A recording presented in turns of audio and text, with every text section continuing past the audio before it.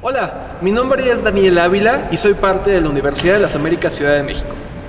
Este video es para que conozcas un poco más a fondo sobre nuestra oferta educativa, así que cualquier duda que tengas, no olvides anotarlas para ir con tu orientador vocacional para que la podamos resolver juntos.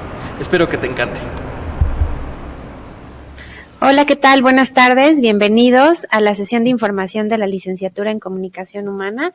El día de hoy estoy acompañando a la doctora María Eugenia López Argoitia, directora de la carrera y del Departamento de Educación, quien nos estará ampliando la información de este interesante programa. Y bueno, antes de dar inicio con la sesión de información, la información específica, pues como lo hemos estado haciendo ya en otras sesiones, en las sesiones que ya hemos tenido de otros programas, me parece que es importante un poco contextualizar qué está pasando con la educación especial, que es la disciplina en la cual está enfocada la licenciatura en Comunicación Humana, y la pandemia. ¿En qué situación está viviendo esta disciplina? Bueno, pues todos los grupos sociales hemos padecido significativamente las consecuencias que ha traído esta emergencia sanitaria provocada por el virus de SARS-CoV y hemos sufrido algunos cambios y nos hemos visto vulnerables, pero sin embargo el grupo compuesto por personas con discapacidad es uno de los grupos sociales más vulnerables. ¿Y a qué me refiero? Bueno, de acuerdo a números y datos de la Organización Mundial de la Salud, 100 millones de personas presentan algún tipo de discapacidad y en México 7 millones de personas presentan alguna discapacidad. Y bueno, creo que uno de los impactos más importantes ha sido en la educación.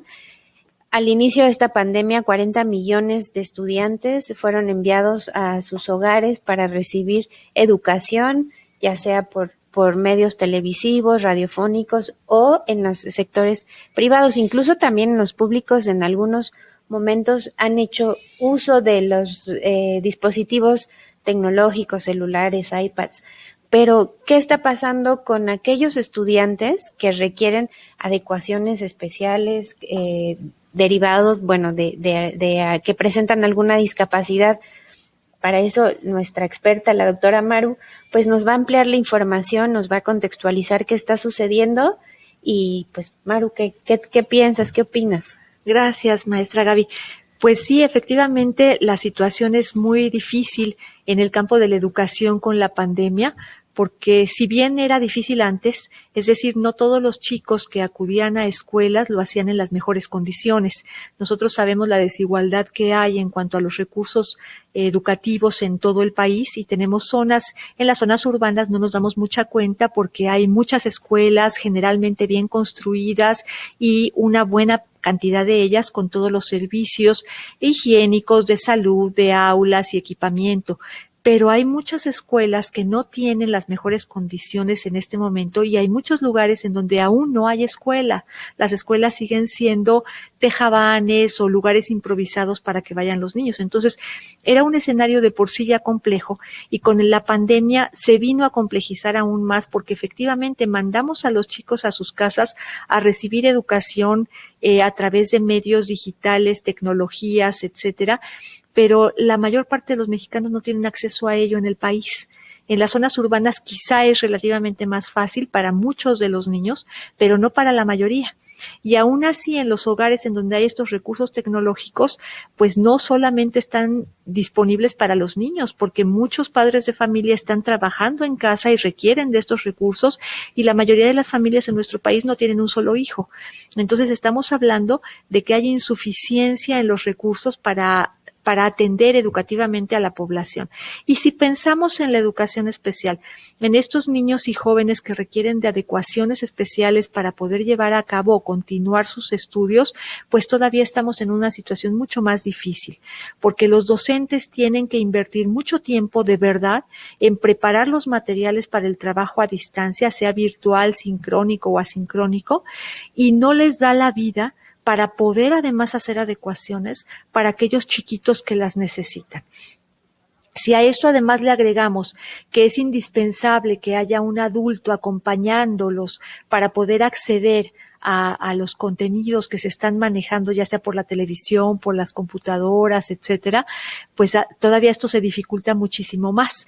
Entonces, sí, efectivamente, los niños y jóvenes con discapacidad están teniendo quizá un impacto todavía más severo que la mayor parte de los niños que lo están teniendo ya. Y no solamente hablando en términos de la escuela, maestra, porque también recordemos que muchos de nuestros chicos con discapacidades requieren de apoyos individualizados, a lo que le llamamos comúnmente terapias.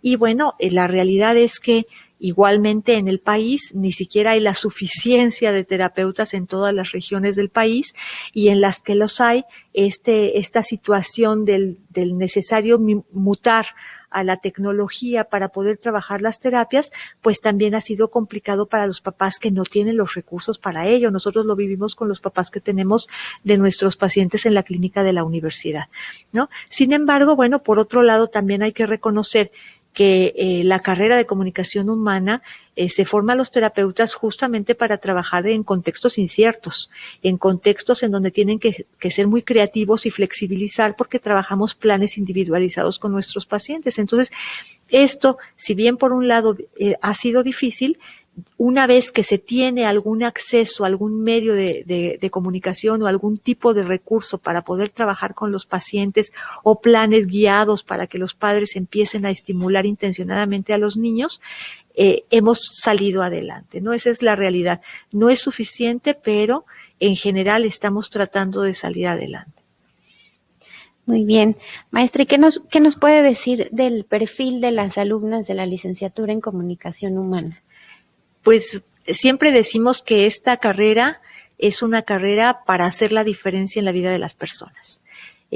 Nosotros hacemos la diferencia en la vida de las personas, y las personas que atendemos hacen la diferencia también en nuestra vida. Entonces, el perfil que debe tener una persona interesada en ser terapeuta para trabajar con alteraciones de la comunicación humana, el primero es tener un compromiso con la vida y con las personas. Ese es como lo más importante, porque si uno no está comprometido con el otro, no puedes formarte y estar actualizada para trabajar con el otro. Y por otro lado, esta parte de la actualización permanente, una gran capacidad para la formación permanente e independiente, porque muchos de los conocimientos en nuestra profesión se van generando día con día. Entonces no terminamos un día, es así como medicina, ¿no? Terminas la carrera, pero sigues estudiando y sigues preparándote. Entonces son dos cualidades muy importantes. Y por supuesto la parte del respeto a la diversidad en todas sus manifestaciones, porque bueno, trabajamos siempre con diversidad, pero aquí todavía es más patente porque hay diferentes tipos de condiciones en cuanto a las alteraciones de la comunicación humana, y tenemos que reconocerlas, que respetarlas y que promover la óptima funcionalidad cuando hay algún tipo de limitación. Muy interesante. Maestra, y del plan de estudios, sabemos que es un programa de 3 años en la Universidad de las Américas para la formación de terapeutas en problemas de lenguaje, audición y aprendizaje. ¿Podemos ahondar un poco sobre los contenidos del programa? Sí, claro que sí. Primero comentar que el programa está en 3 años, no porque sea una carrera con menos carga académica que otros programas de licenciatura de 4 o 5 años. Lo que pasa es que en la universidad, y especialmente en este programa, los veranos, que tradicionalmente son de alrededor de 4 meses en las instituciones, es decir, el equivalente a un semestre, nosotros los optimizamos para que los estudiantes puedan avanzar en el desarrollo de la carrera, porque además tenemos prácticas profesionales con la clínica y los pacientes no pueden esperar tratamiento 4 años. Entonces, esto ha facilitado que se pueda concluir el programa en 3 años, y esto también da la oportunidad de que los estudiantes que salen un poco más jóvenes que tradicionalmente de otros programas puedan continuar con especialidades y maestrías a muy temprana edad, lo cual es significativamente benéfico para ellos y para sus pacientes. Y el programa tiene varias líneas de formación. El objetivo del programa es formar terapeutas. ¿Qué hace un terapeuta? Pues primero hace diagnóstico. El diagnóstico es el punto de partida de cualquier intervención y hay que hacerlo con todos los conocimientos, con todas las herramientas y con toda la ética posible. Y eso es lo que desarrollamos en los estudiantes. La capacidad de hacer diagnóstico para poder determinar si existe o no una alteración, si existe, de qué tipo es, y si no existe, entonces hacia dónde está la causa del mal funcionamiento de la persona. La segunda competencia importantísima es, a partir del diagnóstico, poder diseñar y conducir el tratamiento. A esto lo llamamos intervención clínica, porque está basado en el diagnóstico y es individualizado. Aunque se puede trabajar en grupos, el programa debe ser individualizado porque atiende las necesidades y características de cada uno de nuestros pacientes. Y la tercera competencia importante es proporcionar orientación específica, adecuada y pertinente a las personas que están alrededor de nuestro paciente, que pueden ser sus padres, sus hermanos, sus abuelos, los docentes cuando van a la escuela, los empleadores cuando trabajan o la pareja sentimental en el caso de los adultos y adultos mayores. Entonces, estas tres competencias son las que desarrollamos en la carrera y todas las materias están orientadas a promover habilidades y conocimientos en estas áreas. Llevamos un área específica de lenguaje y habla, donde trabajamos las alteraciones de lenguaje y habla en estos tres momentos: diagnóstico, intervención y orientación. Llevamos un área de aprendizaje y cognición, porque los problemas de aprendizaje son resultado de alteraciones neurológicas, y también trabajamos la discapacidad intelectual. Ese es el área de aprendizaje. Y tenemos un área de audición en donde trabajamos, por un lado, lo que es el gabinete audiológico, toda la parte tecnológica para identificar una pérdida auditiva, adaptar auxiliares auditivos y dar seguimiento a los ajustes que se hacen, las calibraciones que se hacen a los implantes cocleares. Y en la misma área de audición tenemos también la parte de diagnóstico e intervención, y nos basamos en el método auditivo verbal, que es el único método que se propone para las personas que tienen implante coclear y el método más deseable para quienes usan auxiliares auditivos. Tenemos dentro de la carrera también un área de intervención integral, porque es muy importante la atención para adultos, independientemente del área de alteración que tenga el adulto. El trabajo con adultos es muy particular, y en esta área de intervención integral manejamos la intervención con adultos y los sistemas alternativos y aumentativos de comunicación. Entonces, esto es a grandes rasgos el contenido de la carrera. Perfecto. Y bueno, también en cuanto ya a la parte institucional, al finalizar el programa, los estudiantes obtienen el título como licenciados o licenciadas en comunicación humana, y derivado de la acreditación de la universidad ante la Southern Association of Colleges and Schools, también el diploma de Bachelor of Arts in Human Communication Disorders. Así es. Y recordarles que las próximas fechas de entrevista para el programa son el 27 de noviembre, el 4 de diciembre y el 8 de enero. Si están interesados en agendar alguna entrevista, deberán ingresar a la página de la Universidad de las Américas, uslacdmx.mx. En la sección de admisión van a encontrar toda la información del proceso de admisión a distancia. El inicio de cursos es el 18 de enero del 2021 para el periodo de primavera 2021. Doctora, si le parece bien, pasamos a leer las preguntas. Claro que Tenemos sí. ya algunas preguntas.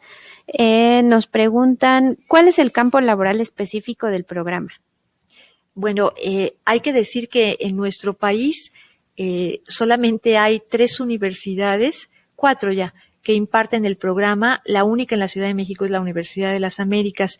Entre esas universidades no titulamos ni 100 terapeutas al año entre las 4. ¿Qué quiere decir esto? Que el campo laboral como un terapeuta de la comunicación humana es muy extenso. Hay estados de la República que no tienen terapeutas, y hay estados de la República que, aunque tienen terapeutas, pues la demanda es tan grande que no nos damos abasto.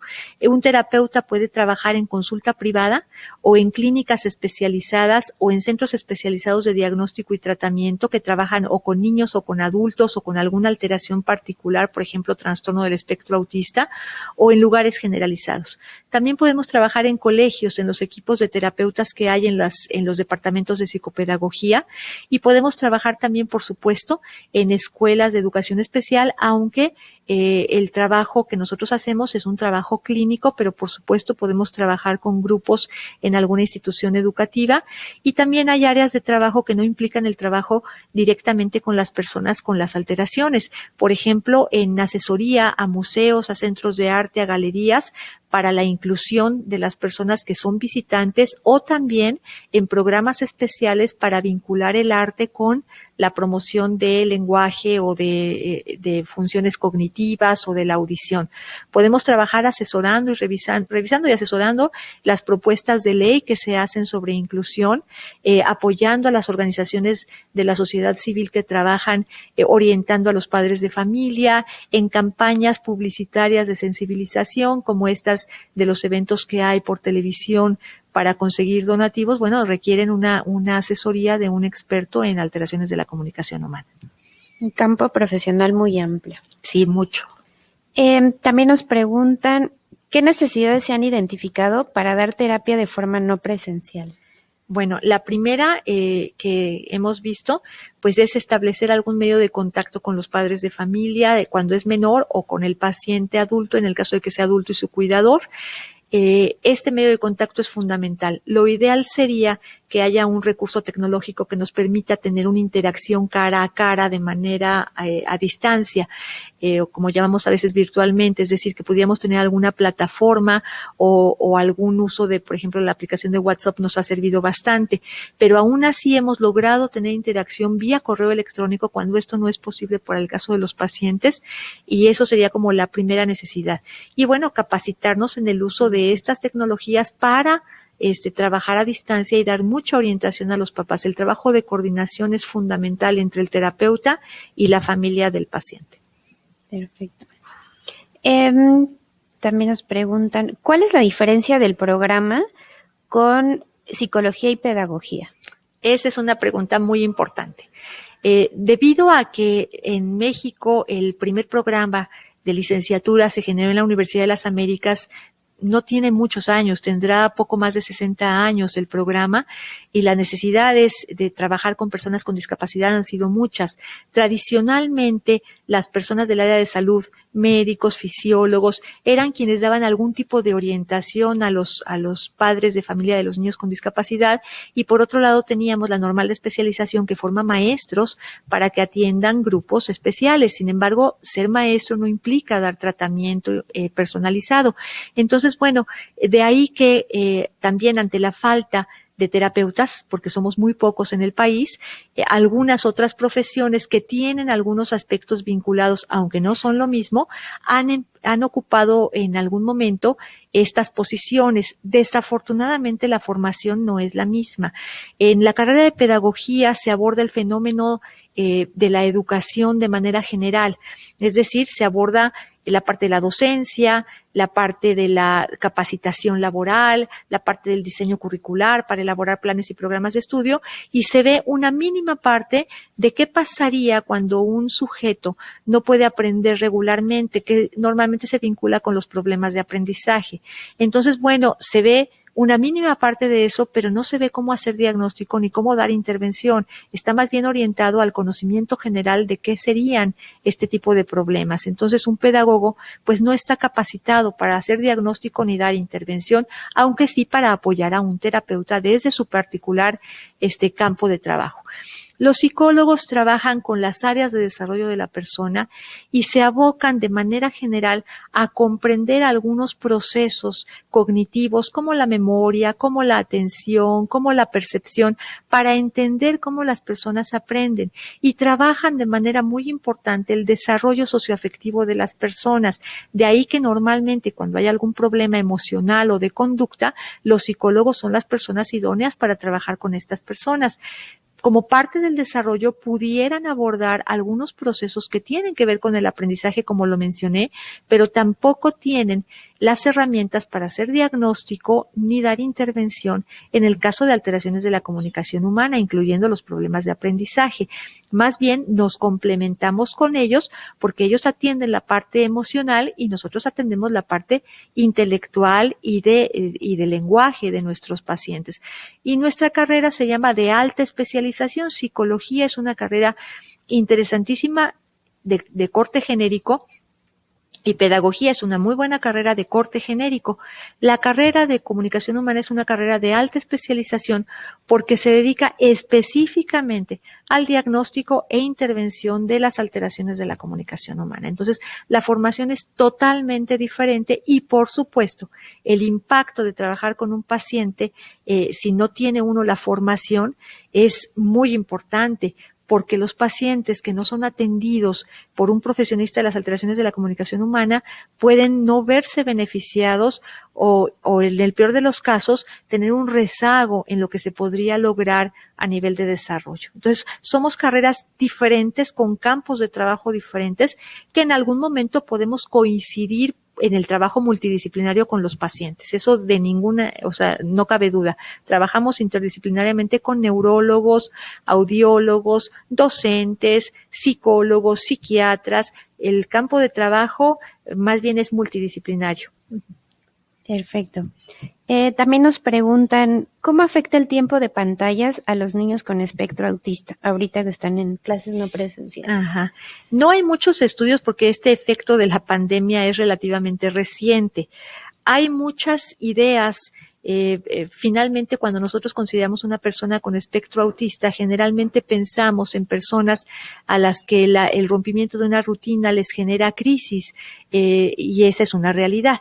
Entonces, estar frente a una pantalla no llega a afectar tanto como el hecho de romper la rutina, que es muy importante y recomendable en ese caso, que se mantengan las rutinas de los niños que presentan esta condición de espectro autista en alguna de las manifestaciones e ir incluyendo el trabajo, si se tiene que hacer virtual, por ejemplo, como en las terapias que estamos realizando virtuales a distancia, ir incluyéndolo de manera gradual y modificándolo y adecuándolo a partir de las reacciones del niño. Nosotros en la clínica de la universidad tenemos algunos chicos con espectro autista o con déficit de atención que también se ha mencionado que se les afecta un poco el trabajar con la pantalla, y en realidad en las terapias, como no son toda la mañana, no les ha afectado a prácticamente ninguno de nuestros pacientes.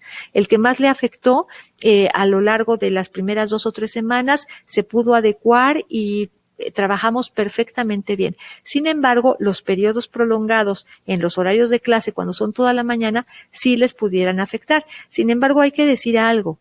Las clases virtuales no deben ser toda la mañana, no lo hacemos en el salón de clase. En el salón de clase los niños tienen muchas rutinas, descansan, hacen ejercicio, cambian de actividad, se paran por los libros. Eso mismo se debiera mantener en el trabajo con tecnología. Muy bien. ¿Cómo funcionan las prácticas ahora en esta modalidad no presencial? Bueno, tuvimos un periodo de capacitación para los terapeutas que supervisan las prácticas con las estudiantes y también de las estudiantes para poder trabajar de manera virtual. Nosotros iniciamos trabajando con planes de trabajo para los papás con correo electrónico porque muchos de nuestros chicos en la clínica no cuentan con los recursos suficientes para tener a veces ni teléfono celular. Entonces, lo primero que hicimos fue establecer contacto con los papás. Trabajamos con muchos papás para enseñarles a usar la computadora. Algunos no habían accedido a estos elementos anteriormente. Y ya después, cuando pudimos tener teléfonos celulares o computadoras, los capacitamos también a los papás que no tenían esa experiencia, algunos sí la tenían, para trabajar con plataformas. Más bien nosotros nos adecuamos a la posibilidad de los padres de familia, y sobre esa posibilidad cada profesor que supervisa las prácticas, que se supervisan individualmente, trabajó con los estudiantes sobre esa modalidad, y estuvimos también trabajando sobre la disponibilidad de los materiales. Como en la clínica trabajamos siempre con los padres de familia, no fue tan difícil la coordinación con ellos, y la verdad es que están funcionando bastante bien. Desde junio estamos trabajando de esta manera, y eso nos ha permitido además atender, por ejemplo, a chiquitos que están fuera de la Ciudad de México, que no tenían posibilidad de terapeutas. Tenemos ahorita un chiquito de la zona de Guerrero, y pues le estamos abriendo esas oportunidades a chicos que normalmente no podían tener este tratamiento. Perfecto. Y por último nos preguntan, si la carrera está orientada solamente a que la estudien mujeres o también los hombres optan por esta carrera. Pues ojalá opten más varones. La verdad es que tradicionalmente hay más población femenina en las áreas de educación y de salud relacionadas con la terapia. Sin embargo, hemos tenido varones, por supuesto, y en el campo laboral los varones son muy demandados, porque muchas veces los niños que están acostumbrados a tener la figura femenina presente en sus vidas muy cotidianamente, funcionan muy bien cuando tienen un varón como terapeuta. Entonces invitamos también a todos los varones interesados en el diagnóstico y la intervención clínica a que puedan darse una vuelta y ver lo interesante que es esta carrera.